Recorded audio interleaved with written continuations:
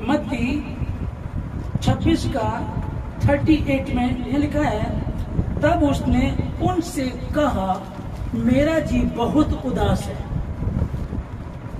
यहाँ तक कि मेरा प्राण निकला जा रहा है। तुम यहीं ठहरो और मेरे साथ जागते रहो। आमीन।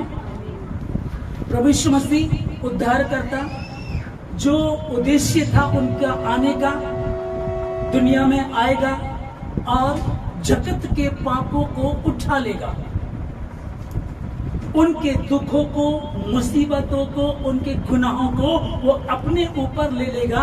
अब वो घड़ी आ पहुंची है।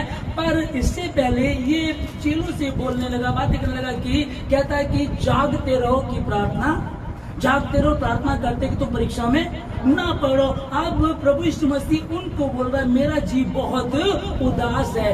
हमारा उद्धार करता, मेरा और आपका प्रभु, जिसके नाम से हम यहाँ बैठे हैं, वो प्रभु यीशु मसीह हमारे दुखों को अपने ऊपर लेने जा रहा है, हमारे दुखों को अपने ऊपर लेने वाला है।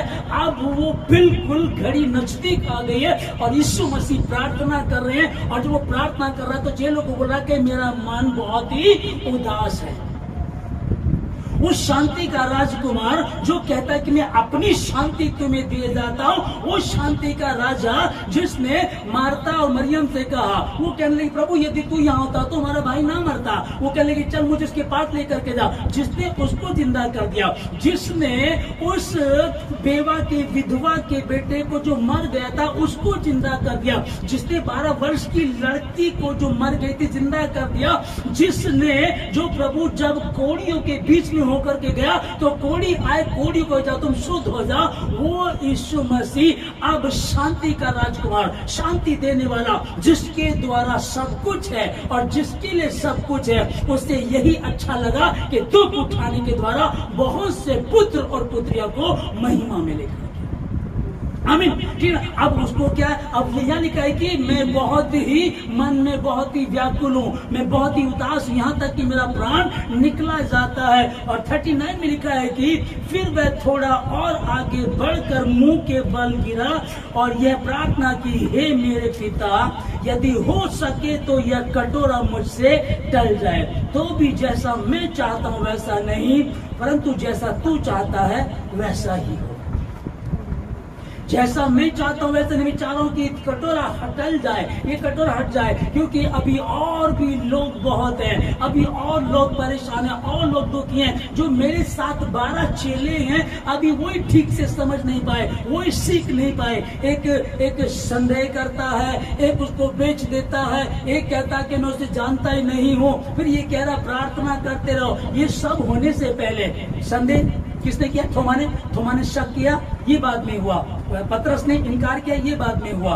और यहूदा इस्करियोती ने बेचा, ये भी बाद में हुआ। ये बाद में हुआ, उससे पहले प्रभु उनको बोल रहा है, जागते रहो, प्रार्थना करते रहो कि तुम परीक्षा में ना पड़ जाओ, जागते रहो, प्रार्थना करते रहो। पतरस, क्या तुम मेरे साथ एक घड़ी, क्या 1 घंटा भी नहीं जाग सका? इतना प्रभु कह रहा। वो नींद में थे, ये उनके पास आया, फिर गया, जाकर के प्रार्थना करने लगा, मेरा मन बहुत ही उदास है। वो उद्धार करता, वो शांति का राजकुमार, जिसके नाम से बड़ी बड़ी शांति में बदल जाती है, जिसके वचन को, जिसको पढ़ने से, यीशु मसीह को देखने से, यीशु मसीह कौन है?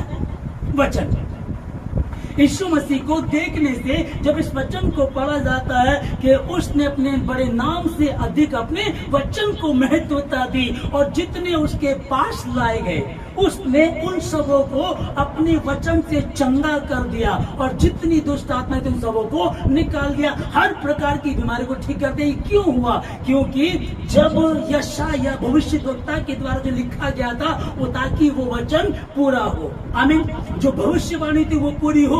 अब उसको देखने से, इस वचन को देखने से, जब हम इसको पढ़ते हैं तो परमेश्वर हमसे बातें करता है, और यहाँ उसने कौन सी बातें की, उसको यही अच्छा लगा।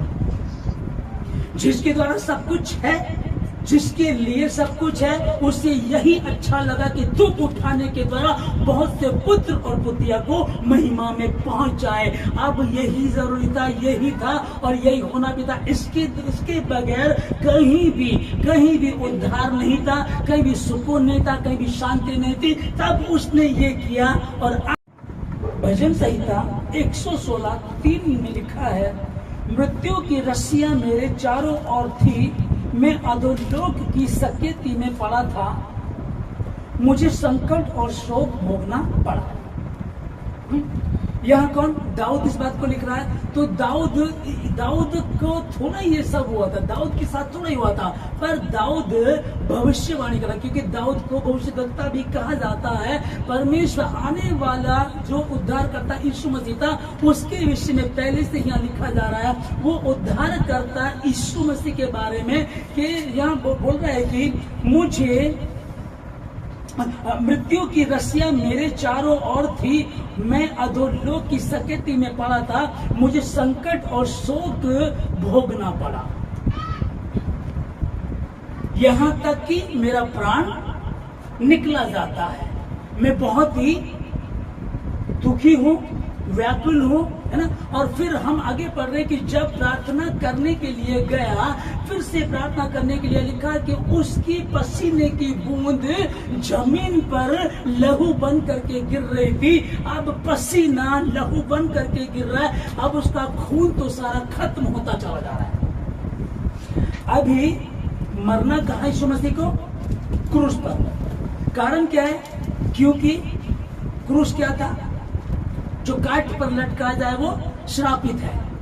जो काठ पर, जो क्रूस पर लटकाया जाए वो श्रापित है। अब वो श्राप खत्म करना था और शैतान इतना कमजोर कर रहा था यीशु मसीह को कि उसके पसीने को खून में बदल दिया और उसको बिल्कुल खत्म करना चाह रहा कि अच्छा है ये क्रूस पर ना मरे, ये क्रूस पर ना मरे, क्रूस से नीचे मर जाए, क्रूस से नीचे मर जाए। लेकिन चूंकि यीशु मसीह ईमानदार था, सच्चा था, निष्कलंक, निर्दोष, निष्पाप था, इसलिए उसको बल मिलता चला गया। इसलिए इसी दुविधा में भी जब उसके मुंह से निकल रहा है कि मैं व्याकुल हूँ, मैं दुखी हूँ, मेरा प्राण निकला जाता है, फिर प्रार्थना की, फिर पिता के पास गया, कहता कि पिताजी यदि हो सके तो कटोरा, ये दुख का कटोरा मुझसे टल जाए, हटा दीजिएगा, और अगर नहीं तो भी मेरी परंतु आपकी इच्छा पूरी हो। इस तरह से बोला। और शैतान चाह रहा था कि वो क्रूस पर न मरे, नीचे मरे, लेकिन भविष्यवाणी क्या थी? वो आएगा और क्रूस पर जब तुम जब पापी होते थे तो तुम्हें सजा मिलती थी, क्योंकि जो काठ पर लटका वो श्रापित है। अब वो श्राप कहाँ टूटेगा? क्रूस पर ही टूटेगा। और वो क्रूस पर गया, क्रूस तक पहुंचा, जबकि उसका लहू खत्म होता जा रहा है, फिर उसको मारा जा रहा, फिर उसको इतने कोड़े मार, उसकी हड्डियां तक दिखने लगी, उसकी खाल उधेड़ दी गई, उसके मांस के लोथड़े निकलने लगे, उसकी हड्डियां निकलने लगी।